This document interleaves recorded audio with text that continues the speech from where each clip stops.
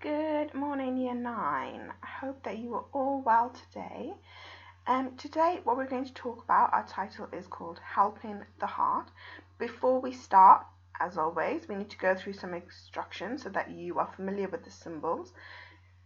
So, we have the press pause button. When you see that, you need to press pause and you need to do the task that I've asked you to do. This is a watch video.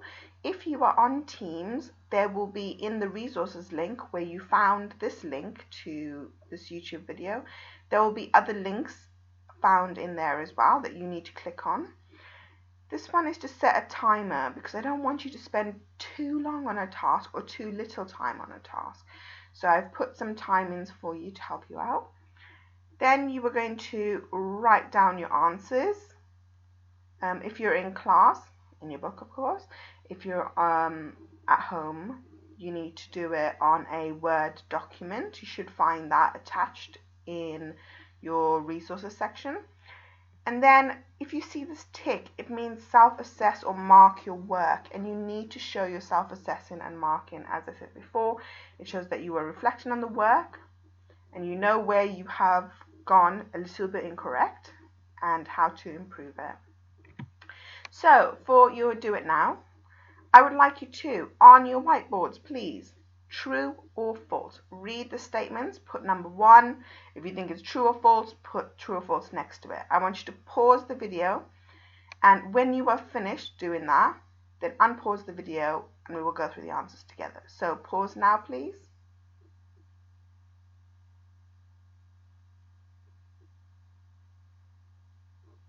Okay, let's have a look and see how you did. So, deoxygenated blood enters the heart to the right atrium. True. Blood always goes from the ventricles to the atriums through the valves. False. It goes from the atriums to the ventricles. Pulmonary artery is the only artery to carry deoxygenated blood. True. The aorta carries blood under pressure to the body. That is true because remember I told you last lesson, if the blood is not under pressure, the aorta cannot then pump the blood all the way around the body.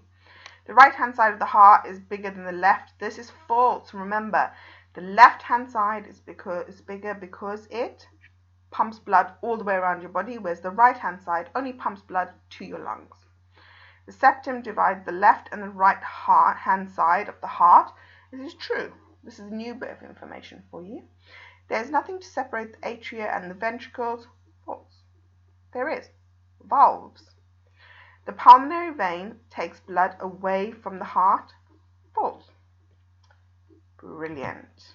Okay, so the big question today is how can we save Geoff?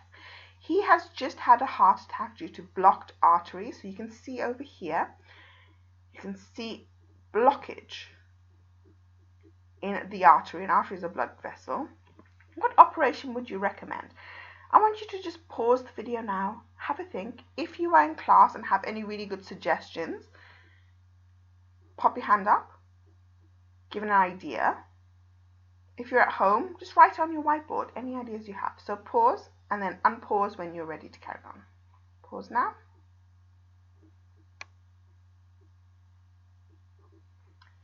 Okay, so we will see if any of your ideas are correct or incorrect. So, problems with heart and arteries. So we have something called coronary heart disease, and it's actually extremely common in the UK, unfortunately. And if you have coronary heart disease, it means that there's a lack of oxygen going to your heart, and in worst case scenarios, it can result in death. So, the lack of oxygen is caused by the coronary arteries narrowing. So we saw the picture where we saw an unblocked artery.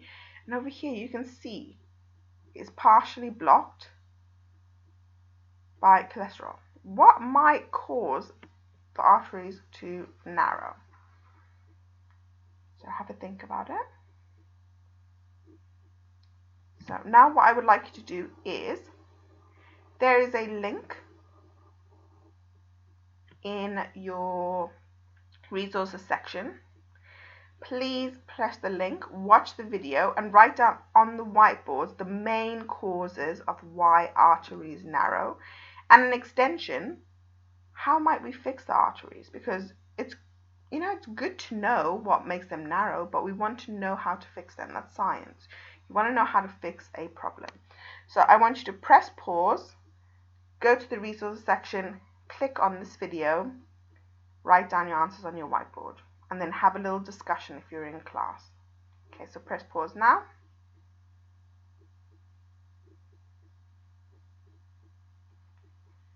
Okay, so some of the ways we can fix or prevent narrowing arteries, you should have come up with stents. So this is a really popular operation that happens on the NHS every day. So a stent is a metal mesh that is placed in the artery. So you can see over here we have a blocked artery. The mesh goes in. You can see it looks really thin. So the surgeon will insert it. Then a tiny balloon is inflated and it actually pushes out the stent. And when this is done, the blood starts to flow freely. You can see the blockage is no longer there. Stents usually release drugs to prevent blood clotting and can be carried out in any artery in the body. So that is a huge positive of stents. So it doesn't matter which artery in the body is narrowed, you can use it anywhere. So the next one, bypass surgery. Some of you may have heard of this. It's a really popular, unfortunately, surgery. It's called bypass surgery. So this is when a doctor replaces the blocked coronary artery with bits from veins from other parts of your body. So they might get a vein from your leg, for example, and they'll use it in your heart. So think about it. When you pass someone, if you're in a car and you pass someone, you are basically ignoring them and going past them. So that's exactly what it does. So you can see over here, you have the vein that the doctor has removed, sometimes from the leg, like I said, and it is bypassing the artery. So this is the artery that's blocked, and instead of going this way, the blood will just bypass the artery into the heart. Okay, so it's used when stenting will not work. So if there's a circumstance the patient can't use a stent, they will use a bypass surgery. Now we have something called statins. These are drugs given to sufferers of high cholesterol. Sometimes if you go to the doctor and they check and they do a blood test, they can tell you have high cholesterol. And this cholesterol, like I said, this is what actually layers up in your arteries and causes them to narrow. So you don't want to have high cholesterol. You want to have low cholesterol. So you take statins and they help to break down the cholesterol, stopping it from building up in your artery walls. And if you can actually stop it at this stage, you won't need a stent and you won't need bypass surgery. Okay, so what I would like you to do, if you are at home, please use the Word document on Teams to write down your answer. If you are in school, use your book, of course. So your task is to advise Geoff on his options. So he has recently had a heart attack due to blocked blood arteries. Use the previous slide only after you have tried it on your own. So we've gone through the different types. You've seen a video.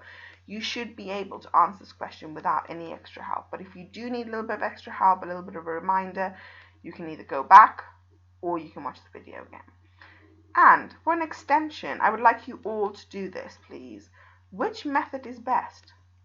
So tell me which method you personally think is best, but you have to explain why you chose it. You have to fight for your answer. You've got to explain why you chose it over the other options. So what I would like you to do is pause the video, set your timer for 8 minutes. If you need a bit more time, that is fine. Write down your answers, and then I would like you to go back to the previous slide and self-assess. See if you have put all the information that you need to put and whether your extension answer is accurate. So pause the video now, set the timer for 8 minutes. Pause now.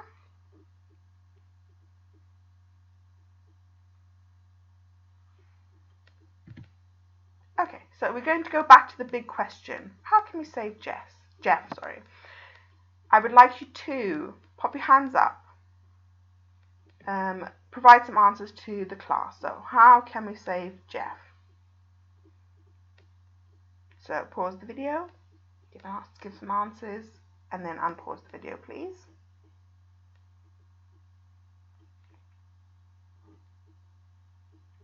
Okay, so what can go wrong with the heart? Right now, if you are in class, do you know what can go wrong with the heart? Give some ideas forward. If you are then running low on ideas, I would like you to please pause this video and click on this YouTube link. I will put it in the resources section, and it will say what can go wrong with the heart YouTube video. You're going to watch that video, and then we are going to discuss what can go wrong with the heart. Make some notes so that you can contribute to the conversation. Okay, so pause, watch the video, and write down your answers.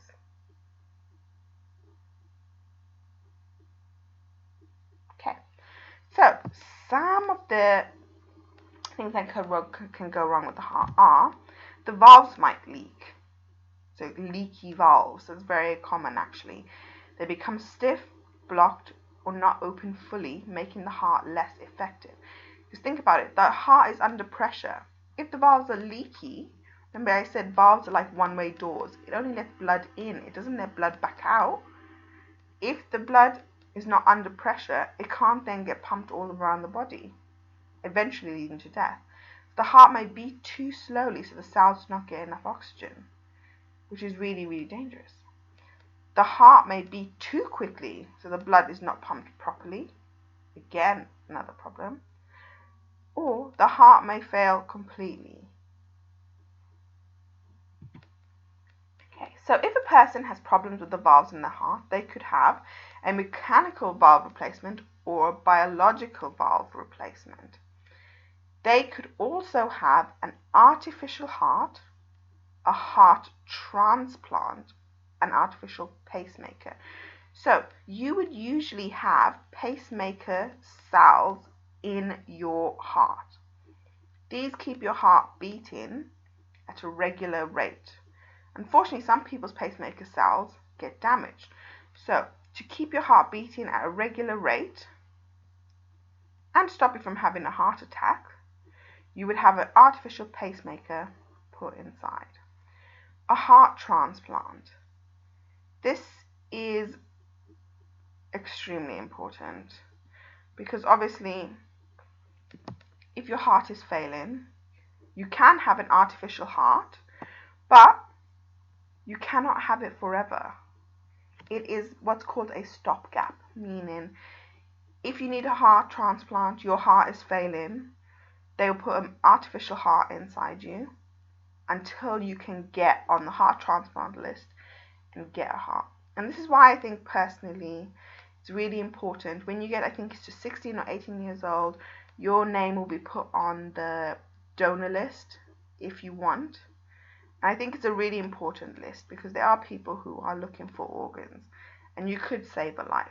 So what we like to do on your whiteboard, match the names of the different ways of helping the heart with its description by linking them.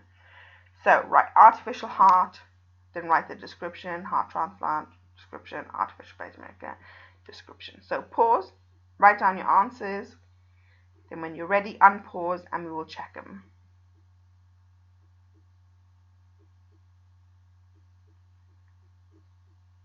Let's have a look. You should have said artificial heart is a temporary mechanical heart.